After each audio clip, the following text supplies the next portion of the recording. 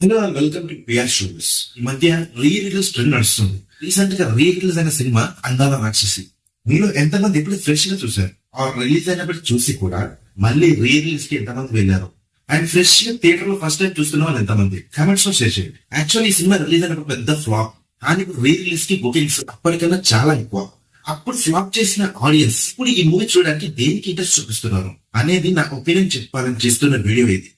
అందాల రాక్షసి అసలు ఈ మూవీ కాదు, డైరెక్టర్ హను రాఘపూడి వేసిన పెయింటింగ్. అసలు సినిమాలో ఉన్న మంచి గురించి మాట్లాడుకునేందుకు అప్పట్లో ఈ సినిమా ఎందుకు ఫ్లాప్ అయిందో నా ఒపీనియన్ చెప్తాను.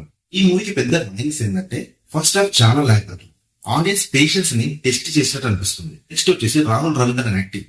నువ్వు వస్తానంటే నేను వద్దంటాను ఒక బిగ్ షాట్ కొడుకుగా సిద్ధార్థ్ చేసిన ఒరిజినల్ యాక్టింగ్ ని అడాప్ట్ చేసుకున్నట్టు అనిపిస్తుంది. ఇంకో బ్యాక్ డ్రాప్ ఏంటంటే ఆడియన్స్ కి క్లైమాక్స్ నచ్చలేదు అండ్ మెయిన్ గా అసలు అర్థం కాదు. కానీ నాకైతే నచ్చింది. పర్సన్ ఎవరైనా సరే కొన్ని డేస్ కలిసి స్పెండ్ చేస్తే వాళ్ళకి కనెక్ట్ అయిపోతాం.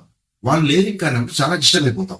డైరెక్టర్ అదే పాయింట్ ఆఫ్ వ్యూ లో మూవీని ఎండ్ చేశారని అనిపిస్తుంది. ఇక సెకండ్ హాఫ్ చూస్తే చాలా ఎంటర్టైనింగ్ గా ఉంటుంది. ఇక్కడ కూడా ఫస్ట్ హాఫ్ లో లాగ్ అనిపించినట్టు సెకండ్ హాఫ్ లో అనిపించదు.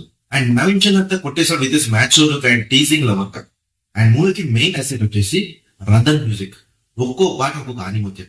ఈ మూవీలో నా ఫేవరెట్ సాంగ్స్ అయితే ఏమిటో అండ్ ఏం మంత్రం. బీజిఎం అయితే నెక్స్ట్ లెవెల్ వస్తుంది. మూవీకి మరొక big asset production values. Sets లేకుండా అన్ని రియల్ లొకేషన్స్ లో షూట్ చేశారు. మూవీకి అదొక మంచి ఫ్రెష్ ఫీల్ తీసుకొచ్చింది. ఇంకా సినిమా దగ్గర గురించి మురళిగా చెప్పాలంటే డైరెక్టర్ హను రాఘపూడి పెన్సిల్ తో గీసిన స్కెచ్ అయితే దానికి కలర్లు వేసినట్టు అనిపిస్తుంది. ప్రతి ఫ్రేమ్ ఒక ఆటలాగా అనిపిస్తుంది. అండ్ ఫైనల్లీ ఈ మూవీ నేమ్ కి తగ్గట్టుగా నిజంగానే అందాల రాక్షసిగా లావణ్య త్రిపాఠి చేసిన పర్ఫార్మెన్స్ అయితే సినిమాకే హైలైట్.